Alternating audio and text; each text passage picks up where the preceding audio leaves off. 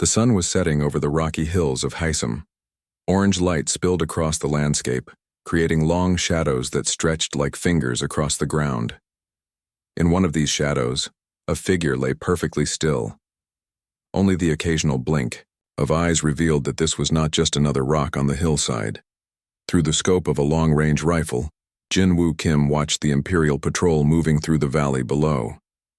6 soldiers in black armor walked in formation, their weapons ready. They did not know they were being watched. They did not know they were already dead. Jin-Woo took a deep breath. He held it. His finger moved to the trigger. One shot. One soldier fell. The others scattered, looking for cover. They shouted into their communication devices. They pointed their weapons in all directions, but they did not look up to the right spot. 5 more shots. 5 more soldiers fell. Jin-Woo packed his rifle quickly and moved. He had been in this spot too long. The Empire would send more soldiers soon. They always did. 20 kilometers away in the main Imperial base on Hysum, Commander Lee slammed his fist on the table. The holographic display showed 6 more red dots, 6 more dead soldiers. "That's the 3rd patrol this week," he said. His voice was tight with anger. "All killed the same way. 1 shot for each soldier. No misses, no survivors." Captain Do-yoon. Park stood at attention across the table. He was tall and thin with a face that showed no emotion. His black uniform was perfect, without a single wrinkle. "We have new information, sir," Do-yoon said. He placed a small device on the table. A new hologram appeared. A blurry image of a slim figure with long hair running between rocks. "Our drones caught this image 2 days ago near the site of the second attack." Commander Lee leaned forward, studying the image. "A woman?" "We believe so, sir. Our intelligence says she is Ji-Woo Kim, a resistance fighter from Earth's Korean region. She has been on Hysum for approximately 6 months, and in that time, she has killed 47 of my soldiers." Commander Lee's eyes narrowed. "I want her dead, Captain Park. Use whatever resources you need." Do-yoon nodded. "I've already assembled a team, sir. 6 of our best hunters. We leave at dawn." In a hidden cave system 10 kilometers from the Imperial base, Jin-Woo entered the main chamber. The Resistance had made this their headquarters. 20 people worked at various stations. Some monitored Imperial communications, others cleaned weapons or packed supplies. Jin-Woo walked to the back of the cave where his sister waited. Ji-Woo Kim looked up from the map spread across her table. At first glance, the twins appeared identical. Same slim build, same long black hair tied back, same sharp features. But where Jin-Woo's eyes were cold and distant, Ji-Woo's burned with intensity. "How many?" she asked. 6, Jin-Woo replied, setting down his rifle. "A standard patrol." Ji-Woo nodded. She made marks on her map. "That brings your total to 47. The Empire will respond soon. They cannot ignore these losses." "Let them come," Jin-Woo said. He began to clean his rifle with practiced movements. "They trained me themselves. They taught me everything I know about hunting and killing. Now they can learn what kind of student I was." "Don't get overconfident," Ji-Woo warned. "The Empire has endless resources. We have only 23 fighters." 23 fighters and 1 ghost, Jin-Woo said with a small smile. "They won't catch me. They never could, even when I was on their side." Ji-Woo frowned. "We've received word from Hyun. The Empire thinks I am the sniper. Their intelligence has mixed us up." Jin-Woo paused in his cleaning. "That is an advantage we can use. It is dangerous. If they capture me, they won't." Jin-Woo cut her off. "I won't let them get close to you or any of our people. This is my fight." Ji-Woo shook her head. "This is everyone's fight. The Empire destroyed our home. They killed our parents. They enslaved our people. We all have reasons to fight. But I'm the only one who can hurt them this way," Jin-Woo said. He looked down at his rifle. 5 years I served them. 5 years I taught their best soldiers how to kill. I know how they think.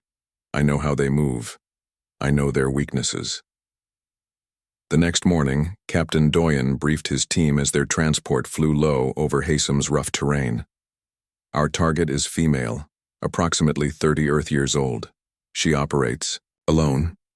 She uses a modified Imperial long-range rifle likely stolen from our armory. She is extremely dangerous. Doyen showed them the blurry image. Intelligence believes this is Jiwoo Kim, a known resistance leader.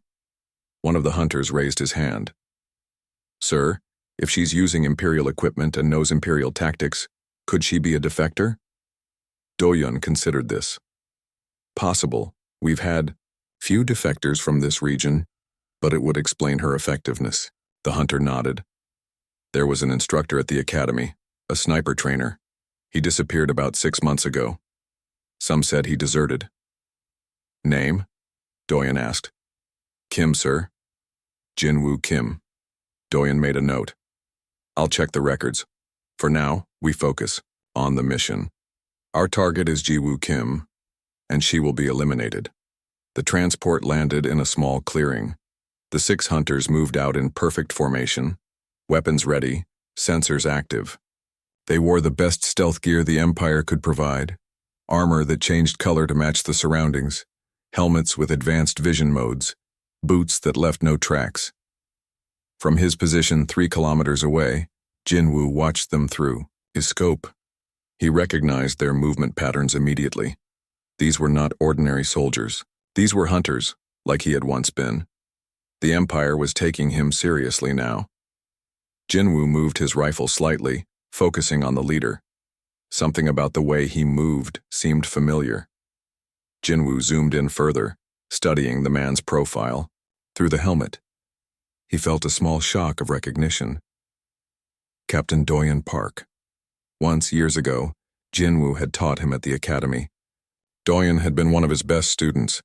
Now teacher and student would face each other again, but in a very different lesson. Jinwoo packed his rifle and began to move. He needed to prepare.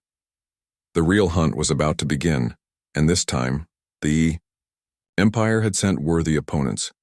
In the Imperial Command Center, a junior officer approached Commander Lee with a datapad. Sir, I found something in the records that might be important. Commander Lee took the pad and read the file. His eyes widened. Jinwoo Kim, he read aloud. Former Imperial sniper instructor. Expert in counterinsurgency tactics. Kill count during service. 412 confirmed. Defected 6 months ago. He looked up at the blurry image still hovering above the table. And he has a twin sister named Jiwoo, Commander. Lee suddenly felt cold. We've been hunting the wrong person, he whispered, and we've sent our hunters straight into his territory. On the hills of Hasem, as night began to fall, Jinwoo prepared his first lesson for his former student. Morning came to Hasem with a heavy fog. It rolled through the valleys and wrapped around the hills like a gray blanket. Captain Doyen Park stood on a ridge, his enhanced vision cutting through the mist. Behind him, his 5 hunters prepared. Their equipment. The fog gives us cover, Doyen said, but it also helps our target stay alert. The hunters nodded. They were the best the Empire had to offer. Each had at least 50 confirmed kills. Each had hunted dangerous targets across multiple planets. But none of them had faced someone like their current prey. We'll move in a spread pattern, Doyen continued. Min, take the high ground, Sun, the valley floor, Han and Gi, the middle slopes. Joe, you're with me. He pointed to different positions on his tactical map. Remember, our target is highly skilled. Assume she can see you before you see her. As his team moved out, Doyen checked his weapon one more time. Something bothered him about this mission. The information seemed incomplete. But orders were orders. The female sniper had to be eliminated. 3 kilometers away, hidden in a small cave, Jinwoo watched the Imperial hunters through a special scope. The scope could see through the fog using heat signatures. He had stolen it from the Empire before leaving. It was one of many things he had taken with him. Jinwoo recognized the hunter's pattern immediately. It was Formation B7, designed for capturing dangerous targets in rough terrain. He knew this because he had helped create it 5 years ago. He picked up his communicator. They're using B7, he said quietly. 6 hunters spread out. From the resistance base, Jiwoo responded. Can you avoid them? I could, Jinwoo said, but that's not the plan. Be careful, brother, Jiwoo said. Hyun sent another message. The Empire has realized their mistake. They know who you are now. Jinwoo smiled slightly. Good. Then they'll be afraid. He put down the communicator and began to move. The hunter named Min was heading for the high ground, exactly where Jinwoo would have gone in his position.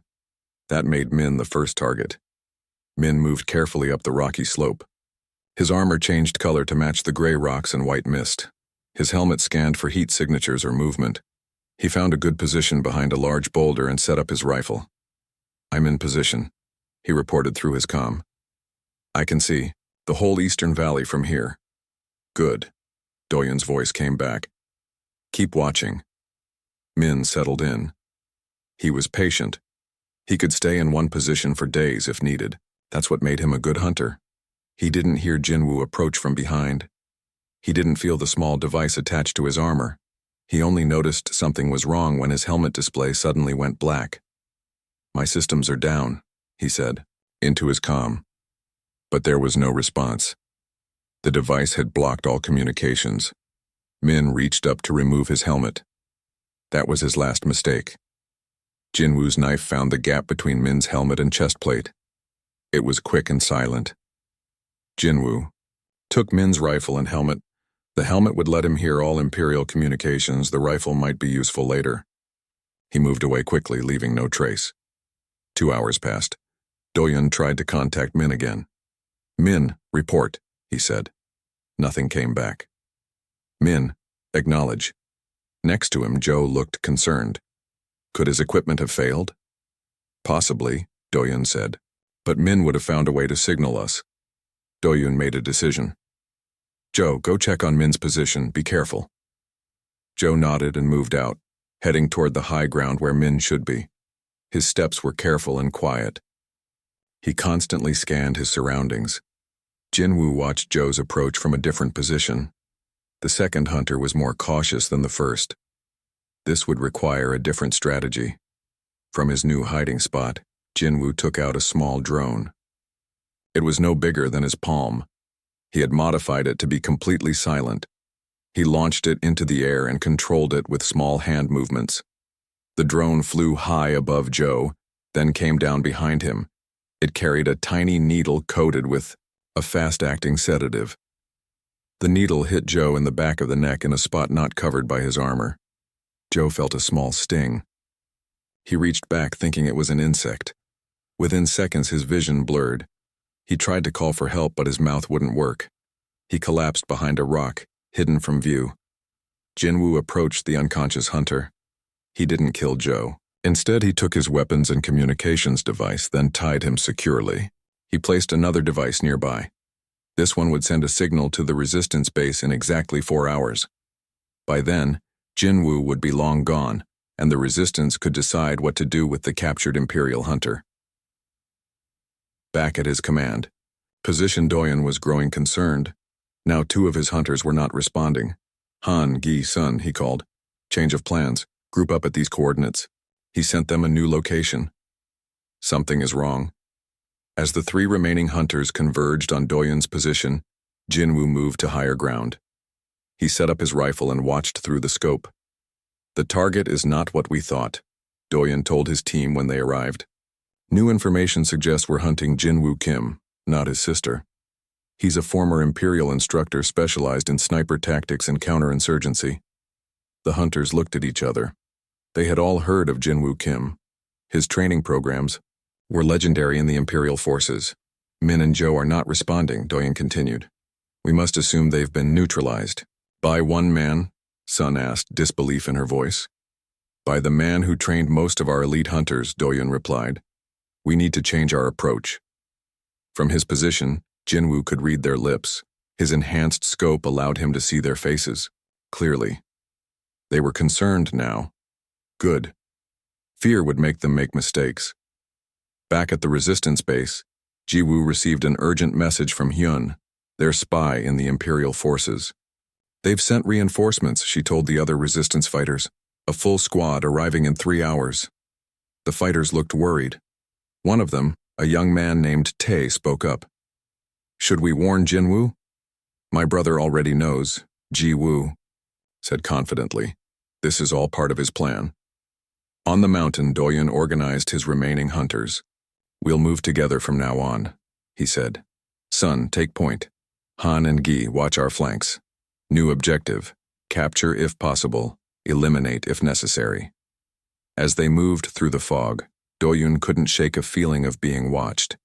He had been one of Jinwoo's students at the academy. He remembered the training exercises, how Jinwoo could appear and disappear like a ghost, how he could defeat entire teams by himself. Stay sharp, he told his team. Remember your training. From his hidden position, Jinwoo smiled slightly. Remember your training, he whispered to himself. But remember who trained you. He picked up his rifle and moved to a new location. The real hunt was just beginning. The Imperial hunters didn't know it yet, but they were not the predators here, they were the prey. The fog began to lift as midday approached on HFY. Sunlight broke through the clouds, revealing the harsh beauty of the mountainous landscape. Captain Doyun and his 3 remaining hunters moved carefully toward an abandoned mining facility in the valley below. Intel suggests the Resistance has used this facility as a safe house, Doyun said quietly. It's a good place for an ambush, so stay alert. The facility was a collection of metal buildings surrounded by a tall fence. Most of the structures were damaged from years of neglect. Rust covered the metal walls. Broken windows gaped like missing teeth. Large machines sat silent and still. Sun took the lead, her weapon ready. Han and Gi flanked her, watching for any movement. Doyun followed, his eyes constantly scanning their surroundings. No heat signatures detected, Sun reported as they approached the main gate. Place looks empty. It's not empty, Doyun said. Jinwoo is here. I can feel it. Han gave Doyun a questioning look. With respect, sir, your history with the target might be clouding your judgment. Doyun shook his head. My history with him is why I know he's here. This is exactly the kind of place he would choose. They cut through the fence and entered the compound. The buildings cast long shadows in the afternoon sun. The place was eerily quiet except for the occasional creak of metal expanding in the heat. From his position on top of the tallest building, Jinwoo watched the hunters enter. He had arrived at the mining facility hours earlier and prepared it, carefully. Now he waited for the right moment. Let them come deeper into his trap. Doyun directed his team to split up and search the buildings. Stay in communication range. Report anything unusual immediately. Sun took the processing plant to the east. Han headed for the storage facilities to the west. Gi approached the administration building in the center. Doyun himself moved toward the main control building to the north. Sun entered the processing plant, her rifle raised. The interior was a maze of conveyor belts, crushing machines, and sorting screens. Dust covered everything. Her footsteps echoed slightly despite her careful movement. In a dark corner, a small device detected her presence. It sent a silent signal to Jinwoo's wrist unit. Jinwoo pressed a button on his control pad. Throughout the processing plant, small speakers activated. They began to emit sounds, footsteps, breathing, the metallic click of a weapon being readied. The sounds came from different directions, moving around. Sun froze, trying to identify the source of the noises. She turned in a slow circle, her weapon following her gaze. Possible contact in the processing plant, she whispered into her comm. Multiple movement sounds, but no visual confirmation. While Sun was distracted by the sounds, Jinwoo used a zip line to descend silently to the ground behind the building. He entered through a back door and moved through the shadows like a ghost. Sun continued to follow the fake sounds, growing more confused and frustrated. The noises led her deeper into the plant, away from the exits. I can't locate the target, she reported. Request backup. Stay put, Doyun replied. Han, go to Sun's position. But before Han could respond, a new sound came through the comm system. A grunt of surprise, then silence. Han, report, Doyen demanded. Nothing came back. Han, acknowledge. In the storage facility, Han lay unconscious on the floor. Jinwoo had used the same sedative dart technique he had employed against Zhou. Han never saw him coming. Now only Sun, Gi, and Doyen remained. Gi heard the commotion on the comm and became more alert. He moved carefully through the administration building, checking each room methodically. The building contained offices with desks, chairs, and old computer terminals. Dust floated in the air, visible in the beams of sunlight that came through the broken windows. Something's not right, Gi said into his comm. He's picking us off too easily. It's like he knows our every move. He helped develop our tactics, Doyen replied grimly. Fall back to my position, we'll regroup. Gi turned to leave the building. As he approached the main door, he heard a soft click beneath his foot. He looked down and saw a pressure plate that hadn't been there when he entered. Trap, he shouted into his comm. The floor beneath Gi collapsed, sending him tumbling into a pit that had been concealed below. The fall wasn't far enough to kill him, but the impact knocked the wind from his lungs. As he struggled to regain his breath, a gas canister opened at the bottom of the pit. The gas wasn't lethal, just a powerful sedative that would keep him unconscious for hours. Gi is down, Doyen said into his comm. Sun, fall back immediately. In the processing plant, Sun tried to find her way out, but the maze of machinery had disoriented her. The fake sounds had stopped, leaving an ominous silence. She turned a corner and found herself facing a dead end. Something's wrong, she said.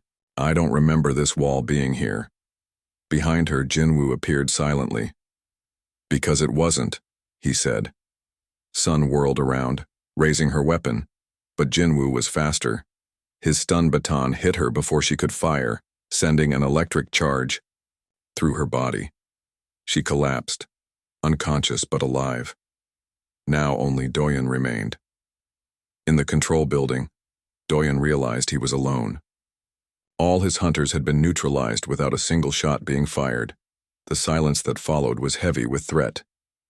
I know you're listening, Jinwoo, Doyen said aloud. This isn't a battle you can win. The Empire is sending reinforcements. A full squad will be here within the hour. His words echoed through the empty building. No response came. Doyen moved to a defensible position with his back against a wall and clear sightlines to all approaches. His weapon was ready, his senses alert for any sign of movement. You were my instructor, Doyen continued, hoping to draw Jinwoo out. You taught me everything I know about hunting. Why did you betray the Empire? Why did you defect? A voice came from the building's old announcement system, crackling slightly with static. I didn't betray the Empire, Doyen. The Empire betrayed me. It betrayed all of us from Earth. What are you talking about? Doyen asked, his eyes still scanning for any sign of his former teacher. Ask your commanders what happened to the Korean peninsula on Earth, Jinwoo's voice replied. Ask them why they needed so many soldiers from our region. Ask them about the mining operations that poisoned our homeland. Doyen frowned. He had never questioned the Empire's actions. It wasn't a soldier's place to ask such things. You're a traitor, Doyen said firmly. Nothing justifies killing Imperial soldiers. I was loyal for 5 years, Jinwoo responded. I trained the Empire's best hunters. I killed for the Empire. 412 confirmed kills, all in service to Imperial expansion. And how did they repay that loyalty? By destroying my home and killing my parents. The voice seemed to come from everywhere and nowhere at once. Doyen couldn't pinpoint Jinwoo's location. Surrender now, Doyen said. I can ensure you get a fair trial. A soft laugh came through the speakers. There are no fair trials in the Empire. You know that as well as I do. Suddenly, all the lights in the building went out, plunging Doyen into darkness. His helmet switched to night vision automatically, but it only showed empty rooms. I could kill you, Doyen, Jinwoo's voice said closer now, but I won't. You were a good student, and you deserve to know the truth about who you serve. Something hit Doyen from behind. A sharp pain in his neck, then a spreading numbness. As consciousness faded, he heard Jinwoo's final words. When you wake up, look at the data chip I've left for you. See the truth with your own eyes. Then darkness took him completely. Captain Doyen Park woke up with a throbbing headache. He was lying on the floor of the control building, his weapons gone but his armor still in place. Sunlight streamed through the windows. A full day had passed. He sat up slowly, checking himself for injuries. There were none. Next to him lay a small data chip, just as Jinwoo had promised. Doyen picked it up and stared at it.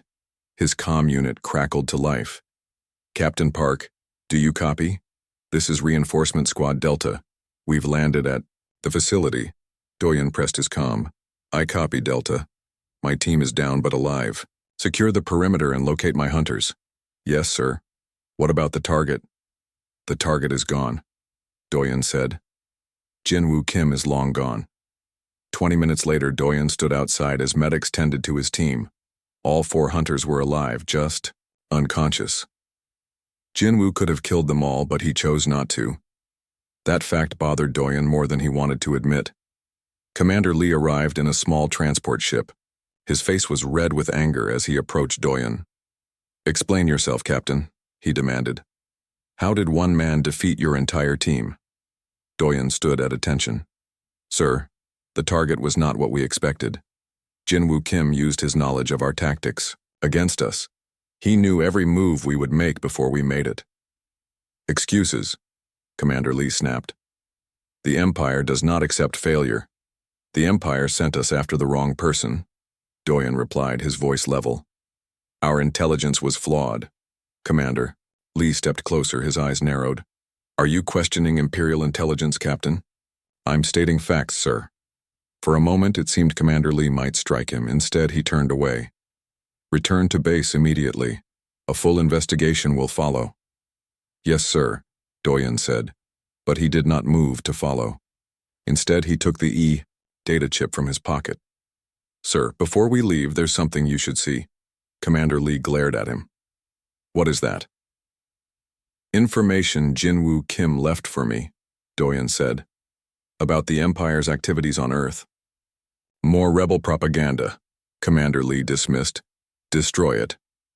With respect, sir, I believe we should review it first, Doyen insisted. If it contains information about the Resistance, it could be valuable. Commander Lee hesitated, then nodded. Reluctantly. Very well, we'll examine it at base. Now move out. 2 hours later, in the Imperial base, Doyen sat alone in a small room. His rank insignia had been removed. His armor had been taken. He was no longer a captain, just a soldier awaiting judgment for his failure.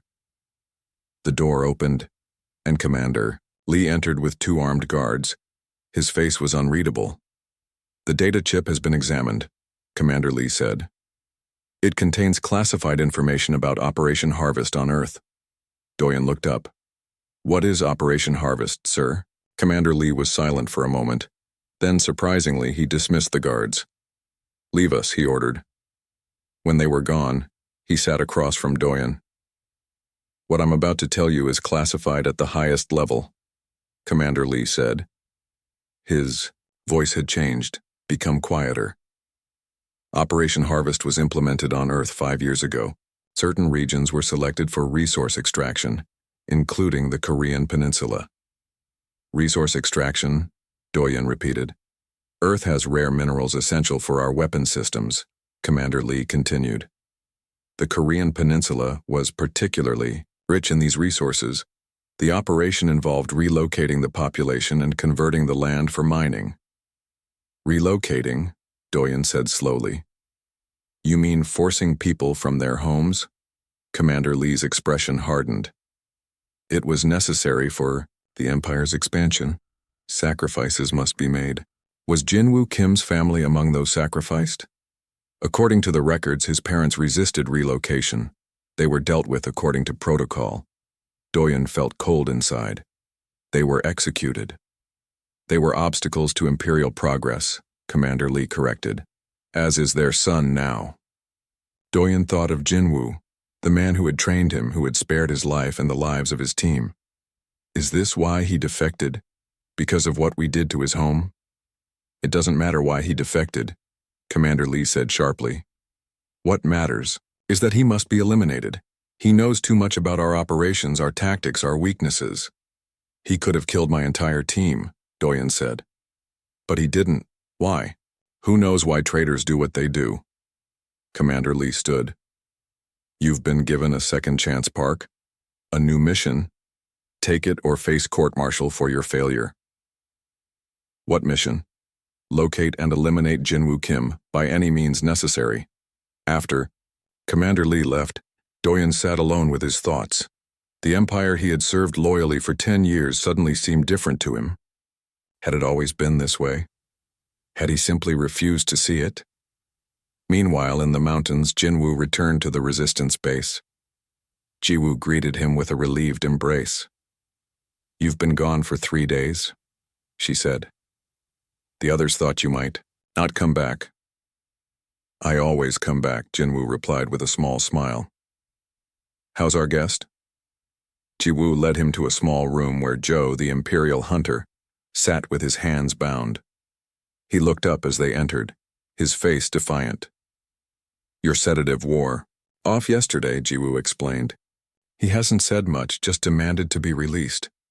Jinwoo looked at Joe thoughtfully. Have you shown him? Jiwoo nodded.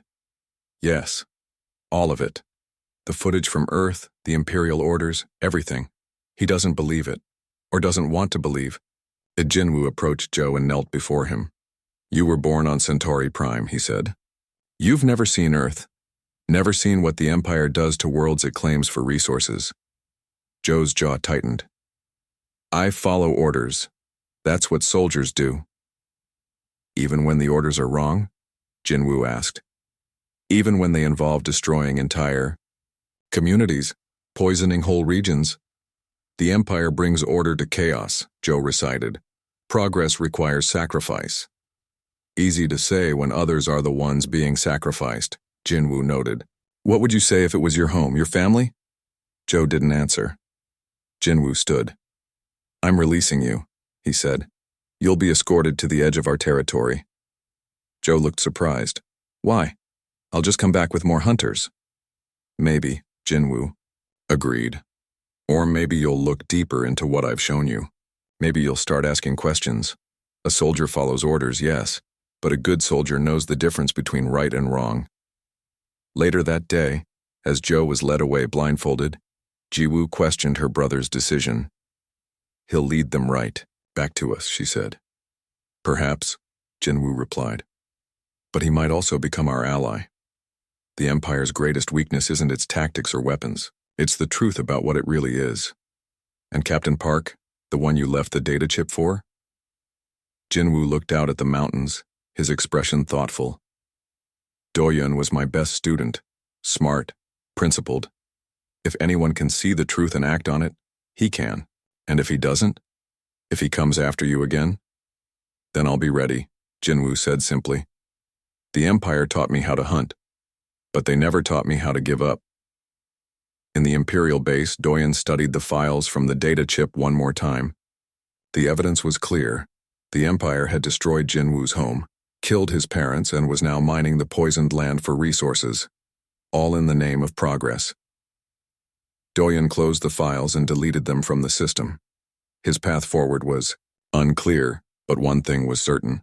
Nothing would ever be the same again. 1 week had passed since the failed mission at the mining facility. In the Imperial headquarters on Hasem, a special meeting was taking place. High-ranking officers sat around a large table, their faces serious. At the head of the table sat General Quan, who had arrived from the Central Imperial Command specifically for this situation. Commander Lee stood at attention, presenting the latest report. The latest attack occurred yesterday. An Imperial supply convoy was hit. 6 soldiers killed, all supplies taken. General Quan's expression remained neutral. And we are certain it was Jinwoo Kim? Yes, sir. The same tactics, the same precision. 1 shot per target, no survivors. The general nodded slowly. That brings his total to how many?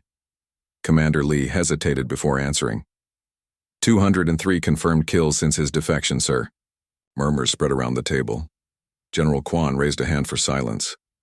And what of Captain Park? Has he made progress on his new mission? Commander Lee looked uncomfortable. Captain Park went missing 3 days ago, sir. His last report indicated he was following a lead in the eastern mountains. General Kwan's eyes narrowed. Missing or defected? We have no evidence of defection, sir. Yet, the general said coolly. Continue the search for him. Now, I want to discuss our options regarding Jin-Woo Kim. A colonel spoke up. Sir, with respect, our options are limited. We've sent 3 elite teams after him. None have succeeded. He knows our tactics too well. Then we change our tactics, General Kwan replied. Effective immediately, I am authorizing Operation Scorched Earth. We will eliminate all potential resistance hiding places, burn the forests, bomb the caves, destroy any structure that could provide shelter. The officers looked at each other. One of them, a major named Yoon, spoke hesitantly. Sir, that would cause significant civilian casualties. There are mining, settlements throughout the region. Acceptable losses, General Kwan said dismissively. The elimination of this threat is our priority. In the forested mountains far from the Imperial base, Jinwoo and Jiwoo sat in a small clearing. They were checking their weapons and supplies. Their resistance group had been forced to move their base 3 times in the past week as Imperial patrols increased. They're getting desperate, Jiwoo said as she cleaned her rifle. The last patrol had flame units. They've started burning sections of the forest. Jinwoo nodded. They're changing their approach. They can't find me, so they'll destroy everything that might hide me. We can't let that happen, Jiwoo said firmly. The settlements in the valleys will be devastated. I know. Jinwoo looked troubled. I've been thinking about this. Perhaps I should leave Haesum, draw their attention elsewhere. You know they won't stop, Jiwoo replied. They'll just punish the planet for harboring you. Their conversation was interrupted by a resistance fighter named Tae who ran into the clearing. Someone's coming, he said urgently. A single person from the east. Jinwoo grabbed his rifle and moved quickly to a defensive position. Jiwoo and Tae did the same. They waited in silence as footsteps approached their clearing. To their surprise, Captain Doyeon Park stepped into view. He wore no Imperial armor, just simple civilian clothes. He carried no visible weapons. He raised his hands as 3 rifles pointed at him. I come alone, he said calmly. I need to speak with Jin-Woo Kim. Jinwoo kept his rifle aimed at Doyeon. Last time we spoke, you were an Imperial captain. What are you now? I don't know anymore, Doyeon answered honestly. I've spent the last week looking for answers. I went to the old records, spoke to Earth immigrants, verified everything on that data chip. And? Jinwoo prompted. And you were right, Doyeon said simply. About the Empire, about what happened on Earth, about all of it. Jinwoo lowered his rifle slightly. Why are you here, Doyeon? To warn you. General Kwan has arrived from Imperial Center. He's authorized Operation Scorched Earth. They're going to burn everything. The forests, the villages, everything. They don't care about civilian casualties anymore. They just want you eliminated. Jiwoo stepped forward. Why should we trust you? This could be a trap.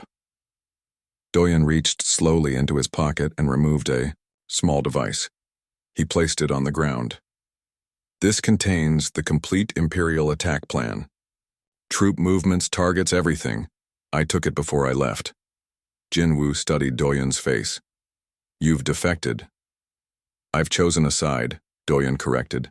The right side. Back at Imperial headquarters, General Kwan received an urgent report. Sir, we've confirmed that Captain Park has defected. His personal items are missing, and he accessed classified files before disappearing. The general's face darkened with anger. Add him to the target list. Full elimination protocol. Sir, Commander Lee said cautiously, with Captain Park's defection, we must consider that our tactical information is compromised. He knows our plans for Operation Scorched Earth. General Kwan considered this. How many of our soldiers has Jin-Woo Kim killed since defecting? 203 confirmed, sir. And before defecting? During his service to the Empire? Commander Lee checked his data pad. 412 confirmed, sir. He was our most effective operative. The general was silent for a long moment. Then, to everyone's surprise, he laughed. So we are facing an enemy who has killed over 600 Imperial soldiers, who knows all our tactics, and who now has our attack plans. Yes, sir, Commander Lee replied, uncertain where this was going. General Quan leaned back in his chair. Gentlemen, I believe we need to reconsider our approach. The Empire does not often admit mistakes, but continuing this campaign would be costly, perhaps prohibitively so. The officers exchanged confused glances. This was not what they had expected. Sir? Commander Lee ventured. Are you suggesting we abandon the hunt for Jinwoo Kim? I'm suggesting we be pragmatic, the general replied. The Empire has lost significant resources pursuing one man. A man who, I remind you, was once our most valuable asset. He paused. Sometimes the most efficient solution is not to destroy an obstacle, but to remove the reason for its existence. 3 days later, in a neutral location, a surprising meeting took place. General Quan sat at one side of a table. Across from him sat Jiwoo Kim, representing the resistance. Jinwoo stood behind her, his face expressionless. Doyon was also present, standing to the side. The Empire proposes the following terms, General Quan said formally. The Taiyang system, including HFY, will be granted limited autonomy within the Imperial structure. Mining operations will continue, but with fair compensation to local communities and proper environmental protections. Jiwoo's expression remained skeptical. And in return, all hostile actions against Imperial forces will cease, the general replied, and Jinwoo Kim will provide consulting services to the Empire on security protocols. Jiwoo looked back at her brother. You want him to work for you again, after everything? General Quan smiled thinly. The Empire values efficiency, Ms. Kim. Your brother's skills are valuable, more valuable than this conflict. Jiwoo turned back to the general. We will need guarantees, written agreements, enforcement mechanisms. Of course, the general agreed. The details can be negotiated. After the meeting, Jinwoo and Jiwoo walked together in silence. Finally, Jiwoo spoke. Do you trust them? No, Jinwoo replied honestly. But this is a start. The Empire never negotiates unless it's in their interest. They've calculated that fighting me is too costly. 615, Jiwoo said quietly. Jinwoo looked at her questioningly. Your total kill count, she explained. That's what made them reconsider. Not our cause, not justice, just numbers. Jinwoo nodded. The Empire understands power. Now they understand that humans aren't as weak as they thought. That's something we can build on. As they continued walking, Doyon joined them. What will you do now? He asked Jinwoo. I'll consult on their security as agreed, Jinwoo said. And while doing so, I'll make sure they keep their promises about HFY. And if they don't? Doyon asked. Jinwoo smiled slightly. Then they'll learn that I still remember how to hunt. In the distance, the sun was setting over HFY, painting the sky in shades of orange and purple. It wasn't full independence, but it was a beginning. A recognition that even the mighty Galactic Empire could be forced to reconsider its position by the determination and skill of a single human. The Empire had learned an important lesson. Sometimes, the most dangerous enemy isn't the one you're hunting. It's the one you trained yourself.